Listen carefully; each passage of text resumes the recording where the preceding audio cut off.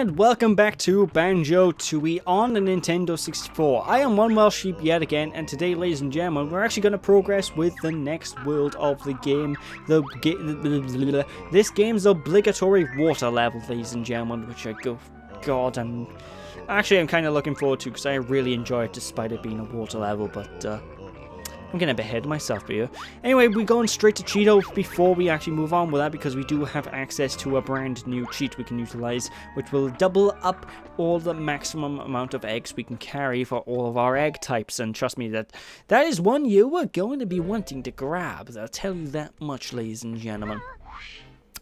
And, but before we actually move on to actually enter the cheat code for that, we are going to explore a little bit around spiral mounting a bit more because if I recall before, I actually picked up a N64 cartridge which contained a stop and swap item. Well, there's a couple of more of these things littered about, and I'm going to be collecting the rest of them right now in order to gain the MacGuffins that are inside, because there's a couple of optional things I want to grab. What can I tell you, ladies and gentlemen?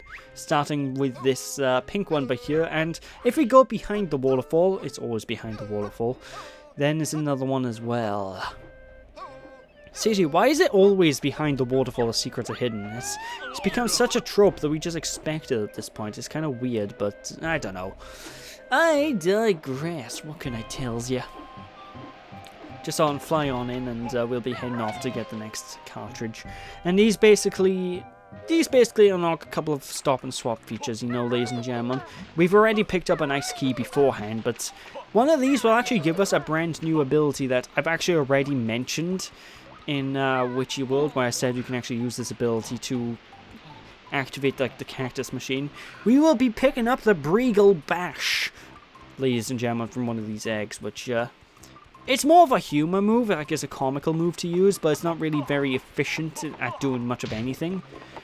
But, you know, I figured I may as well show it off. We're picking it up, why not? You know, it's still part of the game, even though these stop and swap items, I don't even think these count towards 100% completion, to be honest. Like, the ice key doesn't, this doesn't, none of the eggs really do. You can skip these entirely and have the game completely unaffected by it. Unless, of course, you want the Mega Globo, because to get the Mega Globo for Wumba in, I forgot the name of the area of Isle of Hags, but the area where Witchy World's at, well, we need the ice key to get hold of the Mega Globo, basically, and so, yeah, you don't need these technically to beat the game, but I still like to pick them up anyway, just because, hey, I might as well. They're in the game.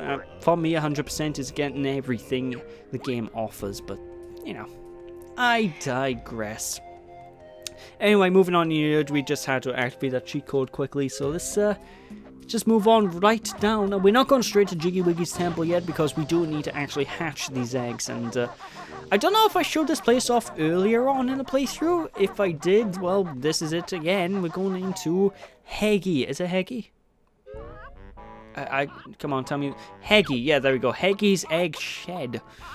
And she'll basically hatch our special eggs for us so we can actually get what's inside them, the stop and swap eggs.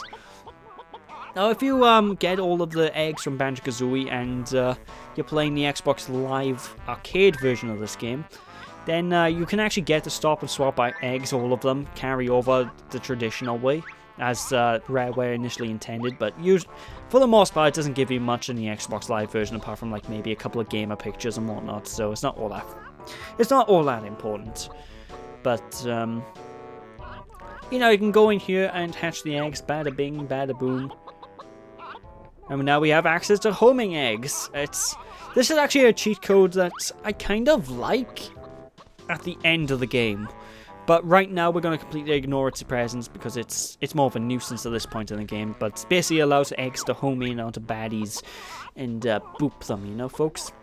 But anyway, if we just double tap the B button, we get to use the Breagle Bash. And if you see, there is a yellow egg above Heggy's den. Jesus Christ, that looks painful. There is basically a yellow egg up in Heggy's den, and that's because Kazooie actually gets the ability to hatch eggs later on in the game. I actually forgot to record myself hatching this egg, but trust me, there's nothing inside this worth anything. Like, that doesn't count 100% completion, because that egg will basically give you a multiplayer character, and that's basically all there is to it. So you won't see me physically hatch that egg in this playthrough, but you know, you can do it. You can do it. That's mainly what I'm telling you, ladies and gentlemen. Like right after you complete Pterodactyl Land, you'll be able to hatch that egg and go back for it. So, you know, I figured I'd say that now if people are watching this as a walkthrough type scenario. And if they're not, well, it's just extra information anyway for me to pad out the commentary, to be honest. So there we are. But I digress. Anyway, it's time for yet another jigsaw puzzle.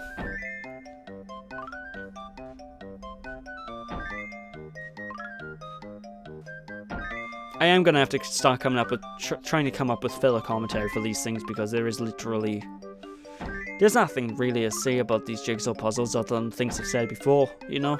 Fill in the edges first.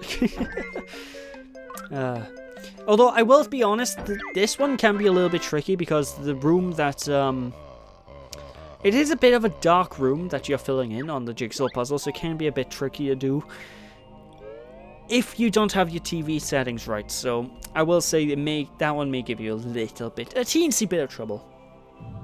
In fact, some of those jigsaw puzzles do get really tricky later down the line, because a lot of them start to really give you rooms where there's not really much visual identification to work with. So for the most part, you're blindly chucking pieces down, hoping it works, you know, ladies and gentlemen. But I digress.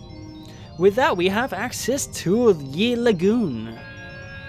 Hells to the yeah. And in terms of music, the stage we're about to go to is probably one of my absolute favorite songs in the entire game. Like, I love the theme song on Jolly Roger's Lagoon, because it's such a relaxing tune, you know, folks. And it makes sense, because the entire level does take place in a what's the word? It does take place in a seaside town, you know, folks.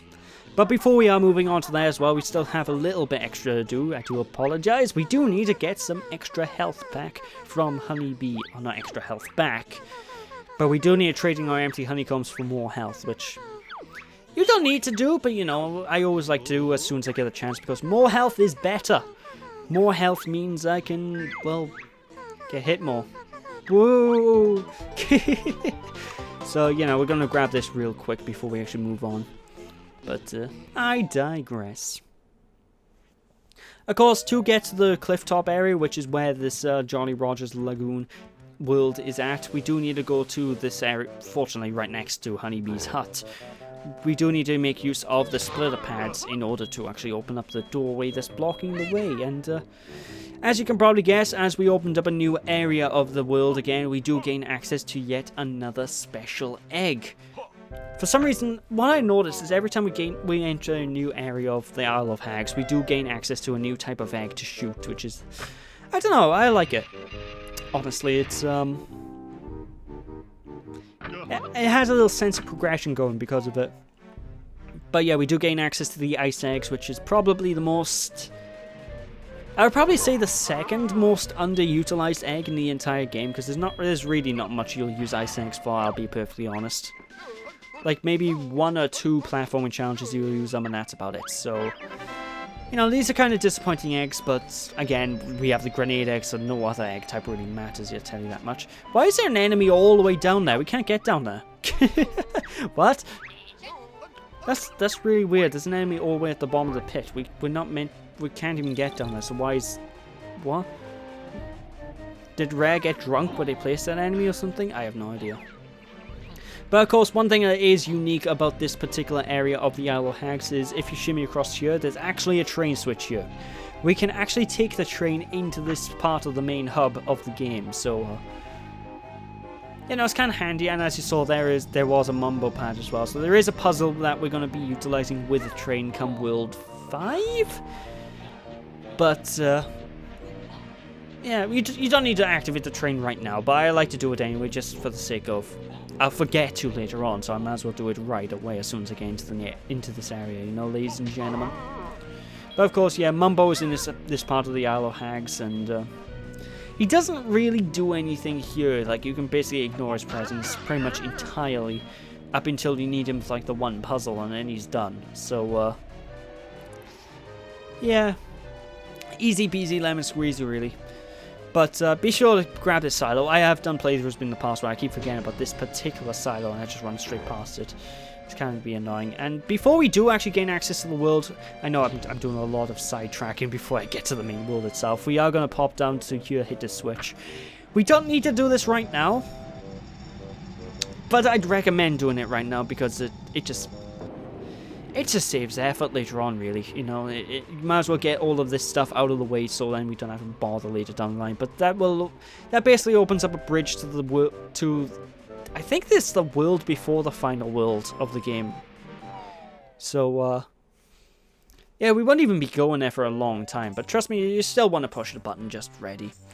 But anyway, finally, we're at Jolly Roger's Lagoon, one of my favourite stages in the entire game. I just love exploring this little town area, and I don't know, it makes me feel a little happy inside. This is always the world that I used to play through a lot when I was a kid. I used to explore this. I used to love exploring this place even after I got everything. Just because it's such a nice, tranquil area, you know, it's a nice, peaceful town, and it's not very often in games where I see areas this peaceful and it's just relaxing to wander around and explore. And I don't know, I just really like this level. It's one of my favorite stages of the game. Although, as I have said previously, this is the water level. This is the game's water level, and you might say there's not too much water. There's like maybe a puddle just behind me. Well, you'll see. You'll see. I'm not going to spoil it, but you will all see just how big a water level this is, ladies and gentlemen. Don't you fret. I assure you, there's a lot of water, and there's a lot of swimming. But, we won't be doing that for a while. Anyway, we do need to destroy that statue in the center of the town because, well, we basically need to grab Kazooie to go over here because Kazooie has a new move to grab, which I don't think is really all that important in the grand scheme of things, but because it's Kazooie's basic attacking move anyway, I recommend going over here to grab it. And you do need to grab the doubloons that are littered throughout the town anyway, and there's 4 of them in this cave. So you might as well. But yeah, there's loads of doubloons littered around the town. You will be picking those up, and we do need those in order to collect MacGuffins across the town, because all the town folk will be selling stuff to us. Like, we're gonna run into a familiar face from Banjo Tooie. He's gonna sell us some shoes. You got a pawnbroker shop that you need to go into in order to, well, buy. Obviously, we're probably going to be... No, obviously, but you can probably guess we're going to be buying a jiggy from the pawnbrokers, you know, ladies and gentlemen, but, I digress. Let's just head on in here, and hey! It's Captain Blubber! Well, what do you know? Although, unfortunately, Captain Blubber here does seem to be going through some hard times. He seems to be, a bit low on change, sadly. So, we gotta help him up by giving him a doubloon. Because his wave racers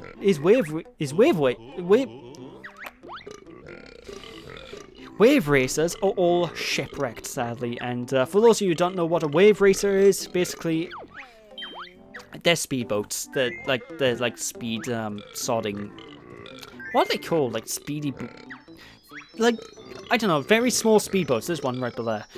Basically, they're the same things from the N64 game Wave Racer, which it's pretty damn dope, I tell you that much. But yeah, we do need to pay him 1 doubloon so we can go off and hopefully win money to get that flying machine. Will he get it? Well, time will tell, ladies and gentlemen. But,